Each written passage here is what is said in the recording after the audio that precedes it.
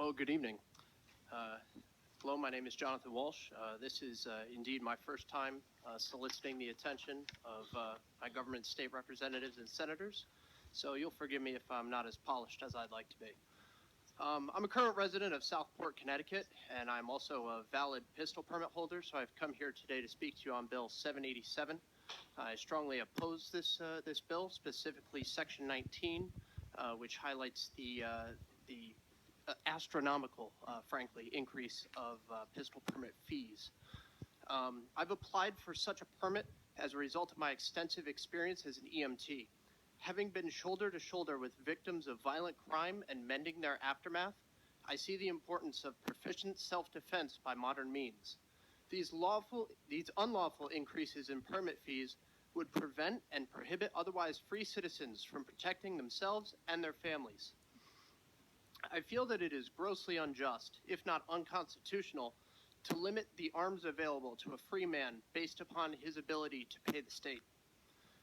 I've given fair consideration to these proposals, and it has led me to question why such permit fees are levied on our collective right to bear arms in the first place.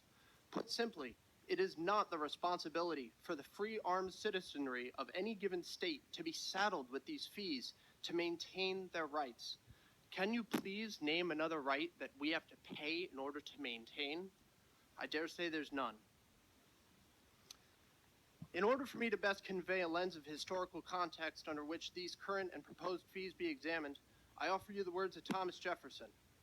On every occasion, let us carry ourselves back to the time when the Constitution was adopted, and let us recollect the spirit manifested in the debates, and instead of trying to force what meaning may be squeezed from the text or invented against it, let us conform to the probable meaning under which it was passed.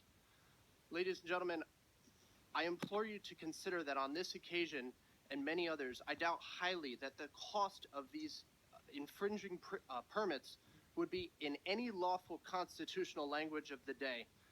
And to those who continue to see fit to challenge the people's authority over their own defense, I ask you, is it a mere privilege that I should be able to choose in what modern way I defend my family? And if I cannot afford my privilege, does the state see fit to hold me accountable as a criminal for exercising what was once a free and open God-given right? I hope that this testimony that I've given you today may in some small way serve to implore your consciousness and give you all fair heed and counsel to prevent yet another tear in our republic's tattered cloth of freedom. Thank you for your time, and may God save the remnants of this diminishing republic. Any questions? Well, you did ask a question if there were anywhere else where a right was you had to pay for, and there's plenty. Your education is a right. It's in our Constitution as a state, and you have to pay for it.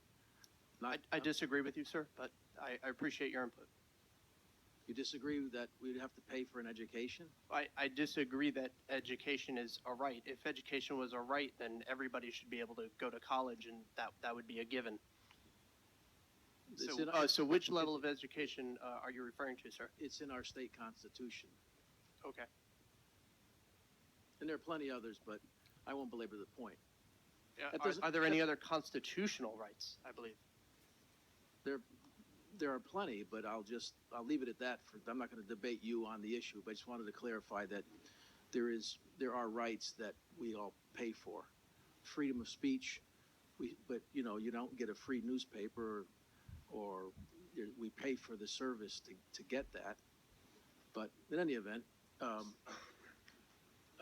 is there any questions or from any members? Thank you very much. Thank you.